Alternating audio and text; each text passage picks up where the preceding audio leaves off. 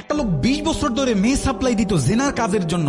দেখেন এই লোকটা অনেক দিন ধরে এই গুনার কাজটা করত। তার এলাকার যিনি ইমাম সাহেব, তিনি অনেক দিন ধরে চিন্তা করতেছে যে এই লোকের কানে হেদায়েতের বার্তা পৌঁছায় কিভাবে, কারণ সে তো কখনোই মসজিদে আসে না, কখনো জুমা পড়তে আসে না, কখনো কোনো ইসলামিক জলসা ওয়াজ মাহফিলে সে বসে না।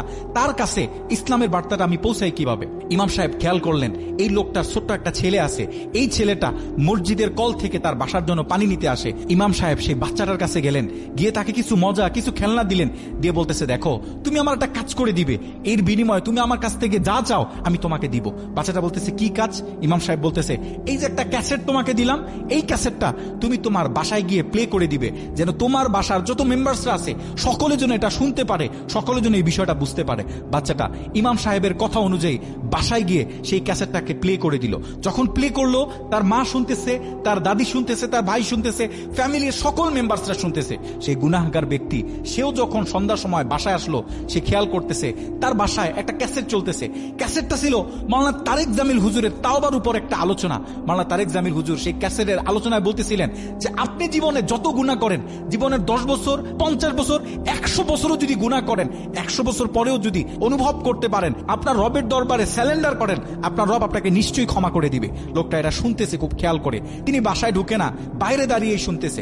তিনি আরো শুনতেছে মাওলানা তারেক জামিল হুজুর সে আলোচনায় বলতেছে, আপনি জীবনে যত গুনাহ করেন, গুনাহ করতে করতে যদি মনে হয় বর্তমান বিশ্বের সব থেকে বেশি গুনাহ আমি করেছি, এটাও যদি আপনার কাছে মনে হয়, আপনি তারপরেও লা তাকনাতু মির রাহমাতিল্লাহ, তখনও তুমি আমার রহমত থেকে নৈরাশ হবে না, তখনও আপনি আল্লাহর রহমত থেকে নৈরাশ না হয়ে আপনি তওবা করবেন, আল্লাহ পাক আপনার তওবা কবুল করে নিবে। লোকটা বাইরে দাঁড়িয়ে এটা শুনতেছে। শুনতে শুনতে তিনি ঘরের ভিতরে প্রবেশ করলেন। ছেলেকে জিজ্ঞাসা করতেছে, এই ক্যাসেট তুমি কোথায় পেয়েছো? বলতেছে, এই ক্যাসেট তো আমাকে মসজিদের ইমাম সাহেব হুজুর দিয়েছে। লোকটা তার ছেলের হাত ধরে মসজিদে চলে গেল। ওই দিন ছিল রমাদানের প্রথম দিন, সকল মুসল্লিরা তারাবি নামাজে দাঁড়িয়ে নামাজ পড়তেছে।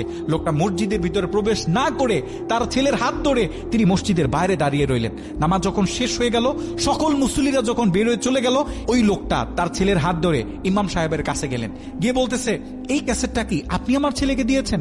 ইমাম সাহেব বলতেছে, হ্যাঁ আমি দিয়েছি। ওই লোকটা বলতেছে, ইমাম সাহেব একটু আমার দিকে খেয়াল করেন, আমি এত খারাপ কাজ করি, আমার এলাকার ভালো কোনো মানুষ আমার সাথে চলাফেরা করে না, আমার সন্তানের সাথে ভালো মানুষের সন্তানরা মিশে না, আমি এত খারাপ কাজ করি। আচ্ছা, আমিও যদি তওবা করি, আমার রব আমার তওবাটা কি কবুল করবে? তখন ইমাম সাহেব বলতেছে, আপনি যদি এখন তওবা করেন, আপনার রব আপনার তওবা এখনই কবুল করবে, যদি আপনি খালেস তওবা করেন। ওই লোকটা চোখের পানি ছেড়ে বলতেছে, আল্লাহে, আল্লাহর নামের কসম করে বলতেছি, আমি তওবা করলাম, আমি তওবা করলাম, আমি তওবা করলাম, আজকের পর থেকে মেয়ে সাপ্লাইয়ের কাজ আমি আর করব না, হারাম কোনো কাজ, খারাপ কোনো কাজ আজকের পর থেকে আমি আর করব না। এই কথা বলে লোকটা মসজিদ থেকে বের হয়ে গেল।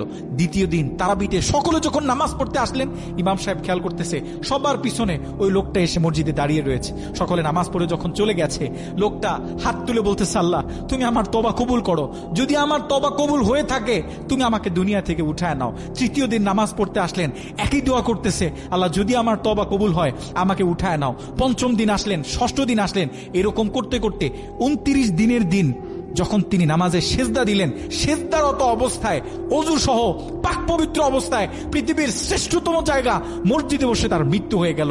লোকটা ওযু অবস্থায় নামাজে সেজদারত অবস্থায় মৃত্যুবরণ করলেন। একটু খেয়াল করে দেখেন, এত জঘন্য কাজ এত বছর বসে করার পরেও তার তওবা আল্লাহ পাক কবুল করেছে। আপনি আর আমি কত গুনাহ করেছি, কেন আমরা আমার রবের কাছে তওবা করি না? কেন তার কাছে আসি না?